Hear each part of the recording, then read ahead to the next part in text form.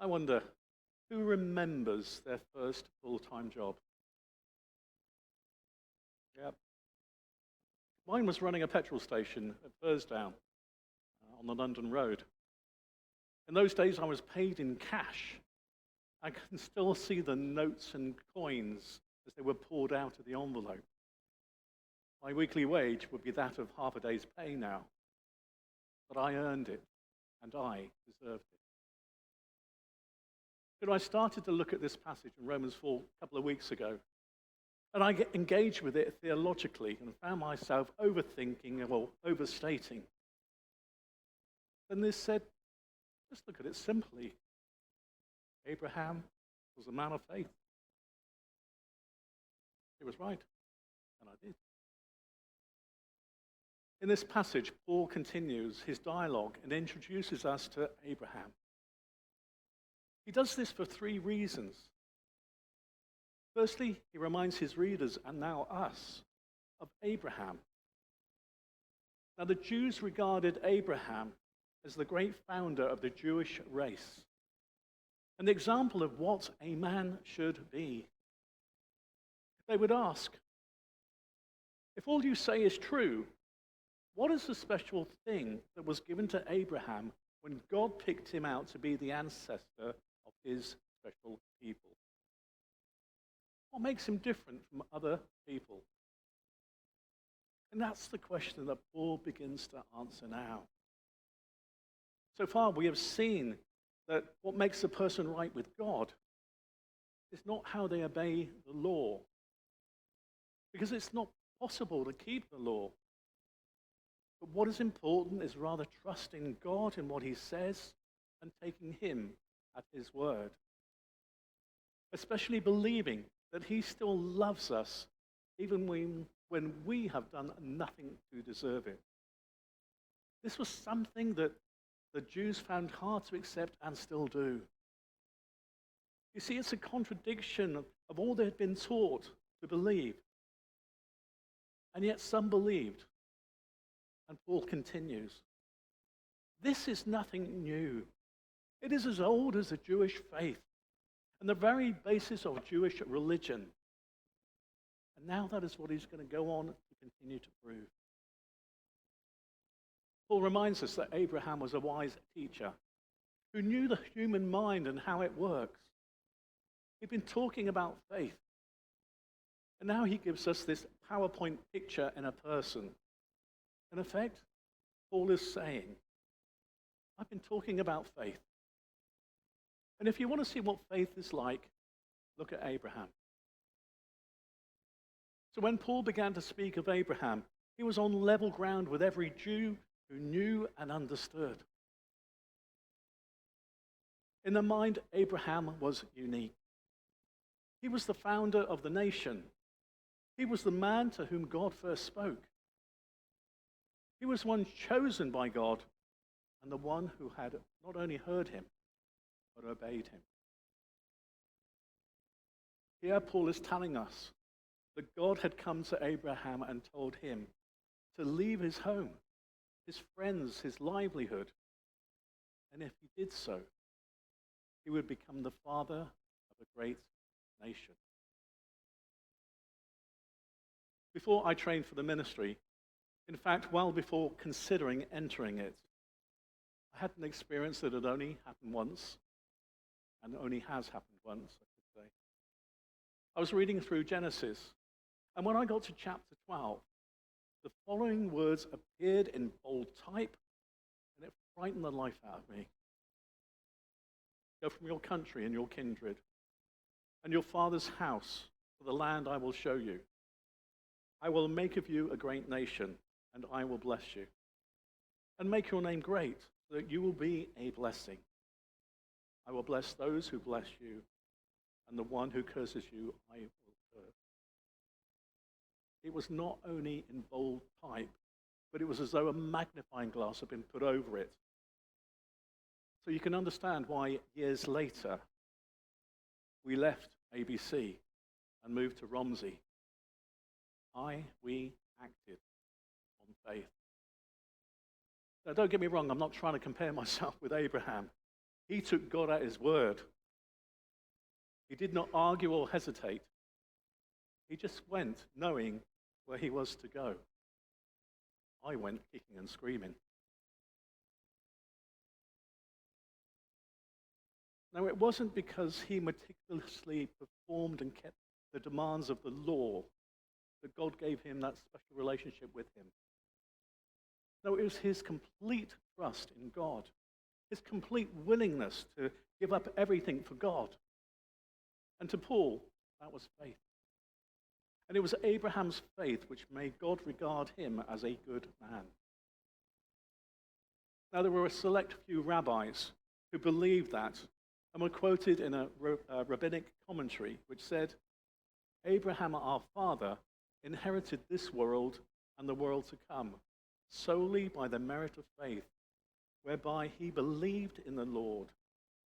For it is said, and he believed in the Lord, and he accounted it to him for righteousness. However, the great majority of rabbis turned the Abraham story to suit their own beliefs and said, because he was the only righteous man of this generation, therefore he was chosen to be the ancestor of God's people, God's special people. But if you were to think about it, how could Abraham keep the law when he lived hundreds of years before it was even written? Did you realize that? But then that didn't escape the rabbis, and they introduced this theory of intuition or anticipation. In the Apocalypse, the books between the New Testament and the Old Testament, is a book called the Apocalypse of Baruch. In chapter 57, it says, the unwritten law was named among them, and the works of the commandment were then fulfilled. These rabbis were so in love with the theory of works that they insisted that this was because of his works that Abraham was chosen. Although they had to argue that he knew the law by anticipation, since it had not yet been revealed. It is here where we can clearly see the difference between Jewish legalism and the Christian faith. You see, the Jews thought that you must earn God's favor, whereas for Christians, we are to take God at his word and believe all his promises are true.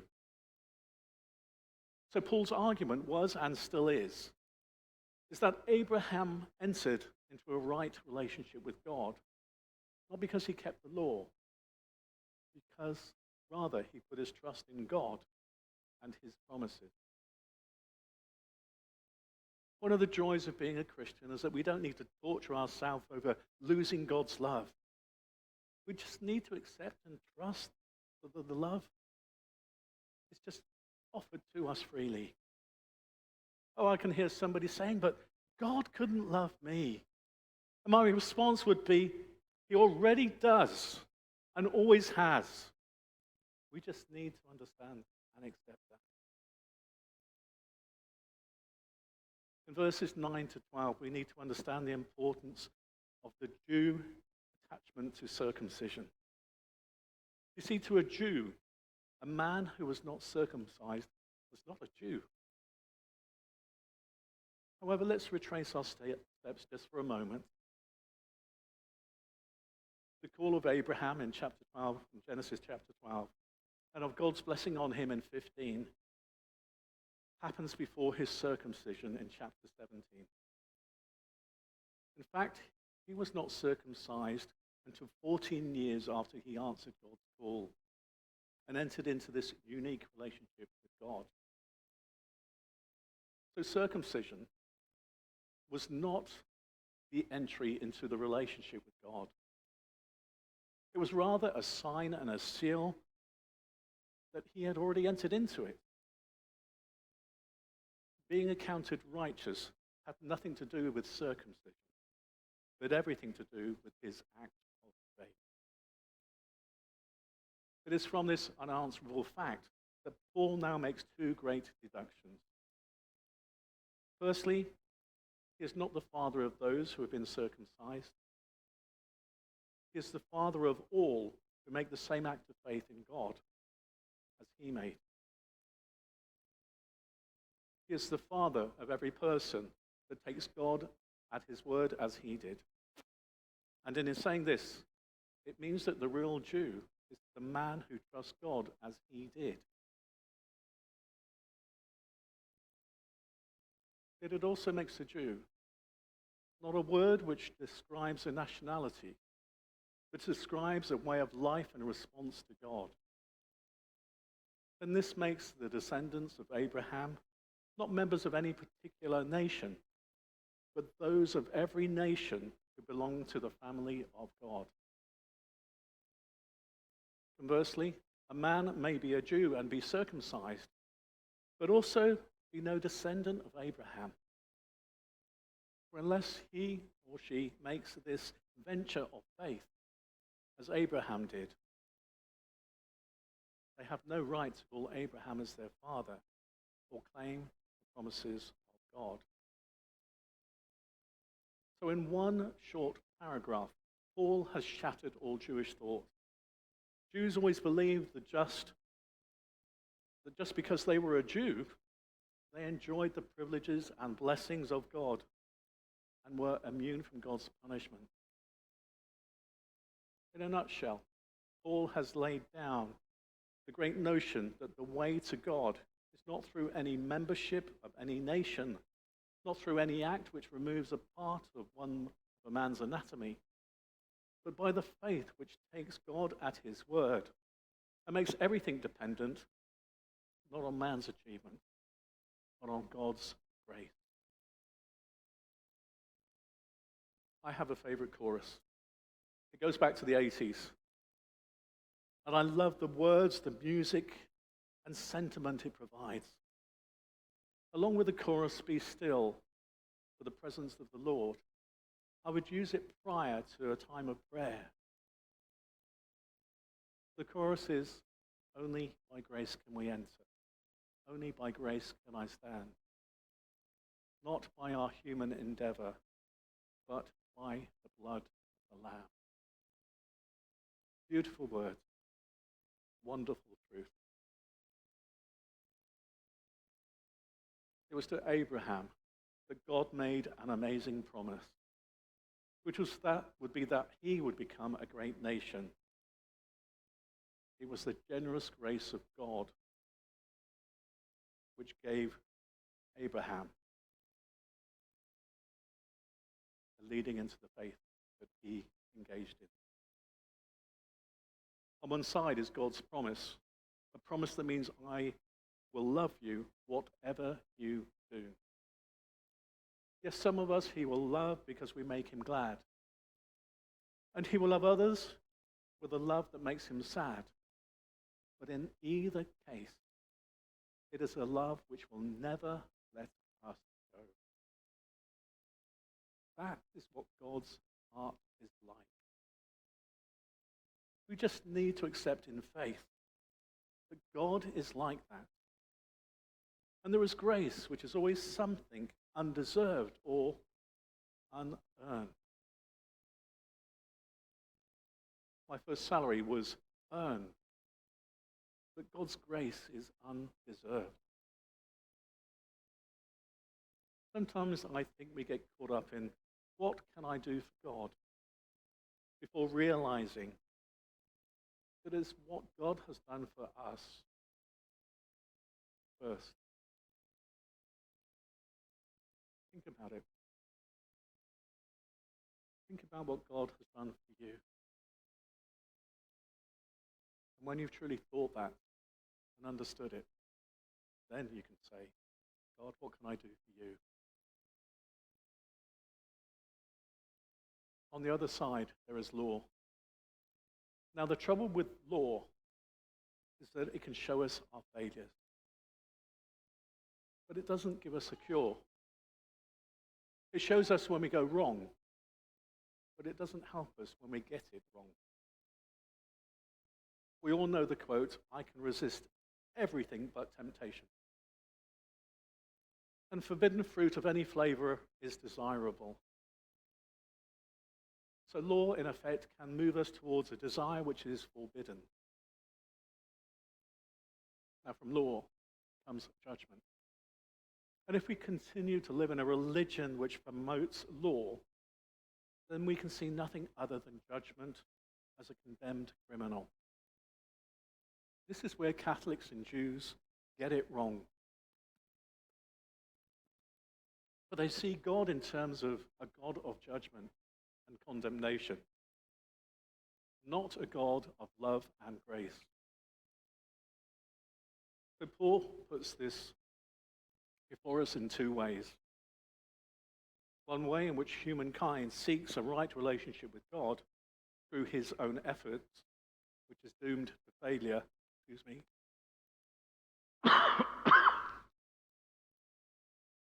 The other and true way is where we enter by faith into a relationship with God, which by God's grace already exists.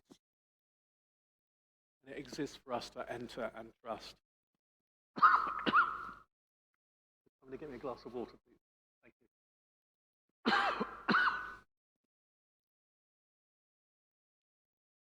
In verses 18 to 25, Paul leads us into another example of Abraham's willingness to take God at his word. The promise that all families of the earth will be blessed through him was given to him at an old age. His wife Sarah was childless and 90 years old. And Abraham himself was now 100 years old. It was at that age that they were promised a son. Something beyond all belief and consideration, let alone ability. Thank you, Tammy.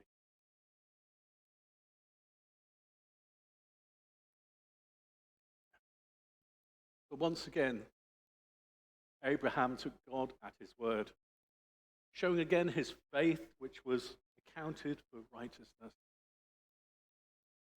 Now, the Jewish rabbis had a saying to which Paul here refers. They said, what is written of Abraham is written also of his children. They meant that any promise that God made to Abraham expands to his children also. Meaning that if Abraham's willingness to take God at his word brought him into a right relationship with God, so it will be for us.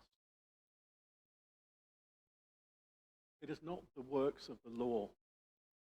It is the trusting faith which confirms the relationship between God and humanity. Abraham's faith in God was so deep-rooted that he believed God could make the impossible possible. You see, if we believe that everything depends on our efforts, we are bound to be pessimists. We know that our efforts are prone to achieve little or failure. But when we realize that it's not our effort, but God's grace and power which matter, then we become optimists. Because we believe that with God, nothing is impossible. We have the advantage of knowing Jesus. We do not need a snip of faith like the Jews do. We don't need an outward sign of an internal religion. But what we need is an inward faith in Jesus that demonstrates itself in external acts of love, kindness, and acceptance. We need a faith that trusts in God's promises. And we need to promise to accept his words are true and his mercy available to us all. Can you do that? Can you trust and obey? For there's no other way to be happy in Jesus but to trust and obey. Amen.